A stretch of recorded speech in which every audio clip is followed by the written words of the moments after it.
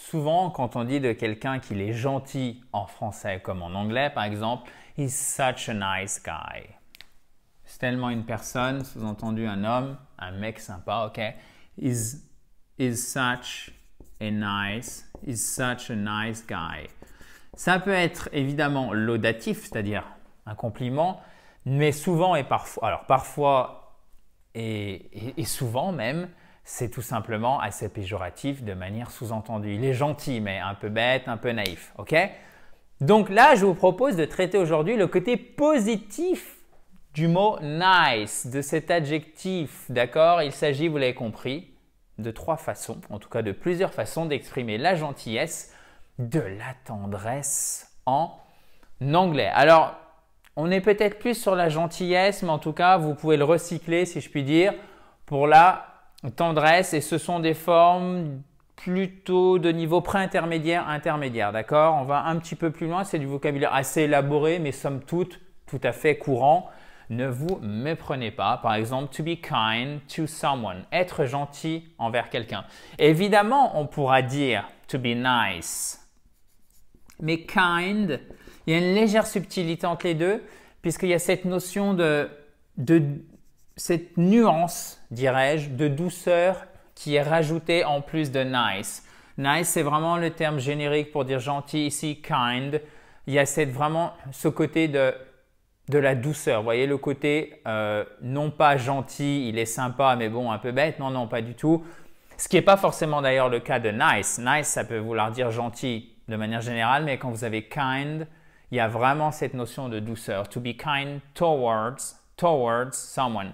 À l'égard de, et envers, ce sera to someone. Bon, ça c'est un petit peu plus soutenu, towards, un peu moins utilisé. Si vous ne voulez pas vous embêter à l'oral, vous dites to, ok? To be nice, to be kind to someone. Être gentil envers quelqu'un. He was kind to me, he was kind towards me. Il était gentil envers moi, à mon égard, d'accord? Donc, envers moi, je vais le mettre en haut pour qu'on ait une belle symétrie entre l'anglais et le français. Ça, vous êtes tranquille. He was kind et non pas kind, ok? He was kind towards me. Pas towards, non, towards. Accent unique sur la première syllabe, vous l'avez compris, chers amis. Bon, avant de continuer, si vous ne l'avez pas fait, vous pouvez télécharger votre kit complet pour vous mettre ou pour vous remettre à l'anglais. C'est gratuit évidemment, il suffit de cliquer sur le i en haut à droite ou sur le lien qui est juste en dessous dans le descriptif de la vidéo. Ça arrive directement dans ta boîte email. To say nice et non pas pleasant, mais pleasant things about somebody. Dire des choses gentilles, agréables à propos de quelqu'un. Vous voyez, c'est une vidéo tout dans la douceur et dans la positivité aujourd'hui, chers amis. Ceci dit, vous me direz, c'est toujours dans la joie et la bonne humeur, donc on continue sur notre lancée. À vous de répéter s'il vous plaît, pendant que je digressais, j'espère que vous avez bien enregistré. Ça aussi, ça ne change pas. To say nice, pleasant things about somebody. About somebody, vous voyez, about somebody, puisque l'accent tonique, il est là. Et c'est pas about, je ne veux plus entendre de about ou de about. Non, about somebody, ok? To say nice et non pas pleasant, mais bien pleasant. C'est équivalent en fait, si vous voulez, au est que vous avez par exemple dans je sème, ok? Est, accent grave. To say nice, pleasant things about somebody. Dire des choses gentilles, agréables à propos de quelqu'un. Il a dit des choses tellement gentilles à propos d'elle. Et vous remarquerez qu'en français, on est beaucoup moins concis, comme c'est le cas dans la majorité des phrases par rapport à la langue de Shakespeare. He said such nice things about her. He said such nice things about her. Souvent, faites tout de même le H aspiré, d'accord? Vous le faites, il est là.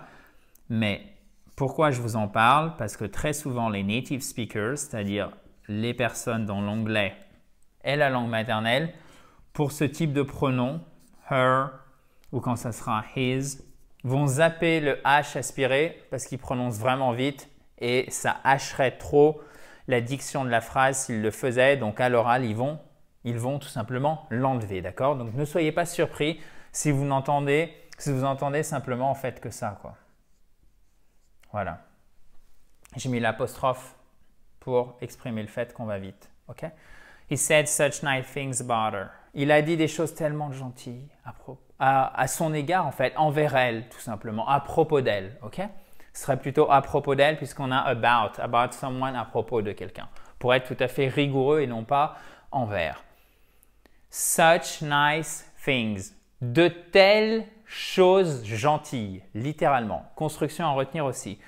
Ce que vous pouvez faire, c'est tout simplement noter les phrases en français, noter les phrases en anglais dans votre cahier d'apprentissage et demain, vous revenez dessus. Vous voyez si par exemple vous avez un niveau débutant, si vous arrivez à passer de l'anglais au français et si vous avez déjà, vous estimez que vous avez le niveau ou vous avez un niveau pré-intermédiaire, intermédiaire, vous faites le contraire, vous essayez de passer de l'anglais au français mais toujours avec les phrases. Pas avec les formes verbales qui sont plus théoriques. Toujours vous focalisez sur le concret. Moi, je vous donne tout pour que vous compreniez bien, pour qu'on puisse décortiquer ensemble, mais toujours partir des phrases, celles que vous avez là, parce que c'est celles qui sont vraiment concrètes et qui vous aideront quand il faudra, quand tu vas devoir parler anglais. Voilà, parce que c'est notre but. Sinon, le reste, on s'en fiche. Le but, c'est que tu puisses mieux comprendre, parler anglais. Et évidemment, ça va vous aider pour l'oral. Ok? Ça va vous aider pour l'écrit, bien évidemment, mais nous, ce qui nous intéresse, c'est l'oral. C'est pour ça qu'on insiste sur cette fameuse prononciation. What I like most about her is her kindness. So sweet. That is so sweet. That is so sweet of you. OK? C'est tellement… Regardez. That's so sweet of you. C'est tellement gentil. Presque un côté mignon. So sweet. OK? That's so sweet. Vous avez vu, hein, je le fais bien, hein, le côté mignon. Vous êtes d'accord? Oui, parfait. Je fais les questions-réponses. Hein. That's so sweet of you. C'est tellement gentil de ta part. What I like most about her is her kindness. What I like most, ce que je préfère, ce que j'aime le plus, ok? Ce que j'apprécie le plus. About her, à propos d'elle, est sa gentillesse. Okay? Ce que j'apprécie le plus à propos d'elle est sa gentillesse. Voire même, c'est sa gentillesse à l'oral. Okay? What I like most et pas most. C'est pas most, c'est most. Ok? Most. Donc, chers amis, malheureusement, on a été coupé. Donc, j'avais fait la vidéo en entier. Je me suis aperçu qu'il n'y avait plus d'espace sur la caméra. Du coup, je vais continuer comme ça. Si vous avez des écritures en plus, c'est normal puisque ça correspondait à la fin de la vidéo. Donc, on va tout simplement la refaire ensemble. Mais ne soyez pas étonnés qu'il y ait quelques cadres, quelques gribouillis, devrais-je dire, supplémentaires. Donc là où je voulais en arriver, on a bien compris que what I like most et pas the most. What I like most, c'est plus authentique, c'est pas un most, c'est most. OK, guys? Ensuite, expression bonus, that's so sweet of you. C'est vraiment très sympa de ta part. Celle-ci, on l'a vue. Et regardez, regardez. On a nice et kind. Et c'est une racine germanique puisque Kinder, ce sont les enfants non pas en anglais, mais en allemand. Vous voyez comme les choses sont bien faites. Ce que je voudrais aussi ajouter, c'est que vous pourriez retenir les choses suivantes qui sont vraiment essentielles. Deux façons de dire gentil en anglais. Je vous écoute. Je passe devant volontairement pour une fois. Donc, il y a nice, effectivement, et il y a aussi, on vient juste de le voir, kind. Parfait. Qui a cette notion de doux, d'accord? Quelqu'un qui est doux. To be kind to each other, qui est presque une injonction en fait, qui serait soyez sympas les uns envers les autres, que tout le monde soit gentil, vous voyez? To each other, il y a cette notion de réciprocité les uns envers les autres et ça reste au singulier en anglais. L'un envers l'autre, sous-entendu tout le monde. Donc, il n'y a pas besoin de mettre de S, il n'y a pas besoin de S à la fin. Be kind to each other, qui est une forme assez complexe tout de même, mais que vous pourriez retenir, surtout si vous avez déjà, par exemple, un niveau pré-intermédiaire en anglais. Je vous invite à la noter. Ensuite, pleasant et pas pleasant. Ça, c'est super important. Vraiment important. Pleasant, about.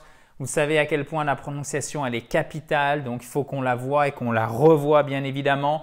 Et vous aurez noté kindness, puisque nice, si on rajoute ness, niceness, c'est même un peu dur à prononcer, le n, niceness, ça ne marche pas, ça ne fonctionne pas. Donc la gentillesse, c'est là, kindness, exactement. Je vois que vous suivez, ça fait plaisir. Donc, si vous ne l'avez pas fait, vous pouvez vous abonner à cette Fabulous, accent tonique sur la première syllabe, c'est marqué ici, avec un A court, d'accord? Faites bien attention, c'est pas fabulous, non, c'est fabulous.